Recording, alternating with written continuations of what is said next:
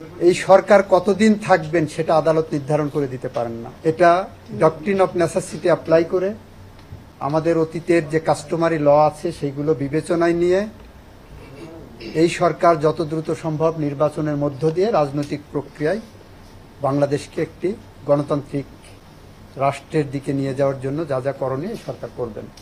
গতকালই সাবমিশন আমি দিয়েছি। সুতরাং আদালত নির্ধারণ করে দিতে পারেন না যে 3 বছর থাকবেন না 5 বছর থাকবেন না 3 মাস থাকবেন। এবং গতকালকে আপনারা আমাদের প্রধান উপদেষ্টা মহোদয়ের বক্তৃতাও দেখেছেন যে এটা রাজনৈতিক দল ঠিক করবেন, জনগণ ঠিক করবেন। দ্বিতীয় সাবমিশনে আমি বলেছি মহান মুক্তিযুদ্ধের মধ্য দিয়ে অর্জিত এই বাংলাদেশ এবং এই বাংলাদেশের সংবিধান মানুষের অধিকার নিশ্চিত করার জন্য এটা হয়েছে, সেটা প্রথম মুক্তিযুদ্ধ এবং এই যে দ্বিতীয় মুক্তিযুদ্ধ জুলাই আগস্টে যেটা হয়েছে গণ অভ্যুত্থান, এই আন্দোলনগুলো এটাই স্বীকৃতি দেয় যে বাংলাদেশের মানুষের মত প্রকাশের স্বাধীনতা, সংগঠন করার স্বাধীনতা নিশ্চিত করতে হবে।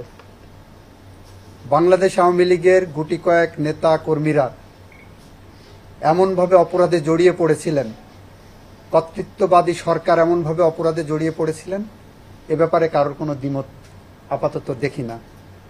তবে তাদের অপরাধের বিচার ভিন্নভাবে হবে। তাদের অপরাধের বিচার যেভাবে রাষ্ট্রীয় আইন আছে সেভাবে করবেন। সেই অপরাধের বিচারের সাথে ওই সংগঠনের নিবন্ধন বাতিল করতে হবে, এটাই সরকার মনে করে না এবং সংবিধান সমর্থন করে না। মুক্তিযুদ্ধের চেতনা সমর্থন করে না, প্রথম মুক্তিযুদ্ধ দ্বিতীয় মুক্তিযুদ্ধ কোনো চেতনায় সমর্থন করে না।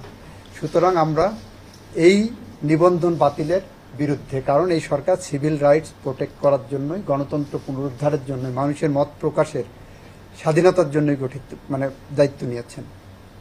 সেই জায়গা দাঁড়িয়ে এই সরকার কখনোই কোনোভাবেই একটি রাজনৈতিক দলের নিবন্ধন বাতিল করার এই প্রক্রিয়া সমর্থন করতে পারে না।